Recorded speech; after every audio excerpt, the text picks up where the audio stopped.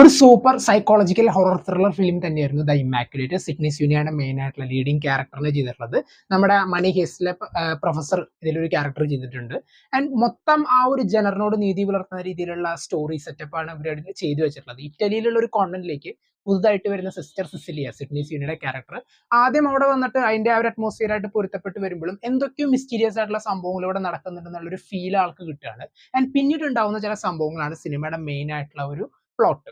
And ഈ ഒരു പടത്തിന്റെ തുടക്കവും അല്ലെങ്കിൽ പല ഭാഗങ്ങളും കണ്ടു കഴിഞ്ഞാൽ നമുക്ക് തോന്നുന്നൊരു കാര്യമുണ്ട്. കോൺചുറിങ്ങിൽ വാലക്കിന്റെ ഒരു ഒറിജിൻ സ്റ്റോറി ആയിട്ട് സെറ്റ് ചെയ്യാവുന്ന പല സംഭവങ്ങളും ഇതിലുണ്ടായിരുന്നു. കാരണം പടത്തിന്റെ തുടക്കമായാലും അല്ലെങ്കിൽ ഇടയിലുള്ള ചില ജെം സ്കെയർ സീൻ ഉണ്ടായിരുന്നു. ജെം സ്കെയറിന് വേണ്ടി എടുത്തു വെച്ചിട്ടുള്ള സീനല്ല, പക്ഷെ ചില സീക്വൻസിൽ നമ്മൾ ശരിക്കും ഞെട്ടിപ്പോവും. അതും ഒറ്റയ്ക്ക് ഇരുന്ന് നമ്മൾ ലൈറ്റ് ഒക്കെ ഓഫ് ചെയ്തിട്ടിരുന്ന് കാണുമ്പോൾ പല സീക്വൻസും ആ ഒരു മൊത്തത്തിലുള്ള ഒരു എൻവയോൺമെന്റ് അവർക്ക് സെറ്റ് ചെയ്യാൻ പറ്റിയിട്ടുണ്ട്. ഈവൻ ആ ഒരു കോൺവെന്റിലുള്ള അവിടുത്തെ ആളുകളുടെ ജീവിതങ്ങൾ, ഓരോരോ സിസ്റ്റേഴ്സിന്റെ ജീവിതങ്ങൾ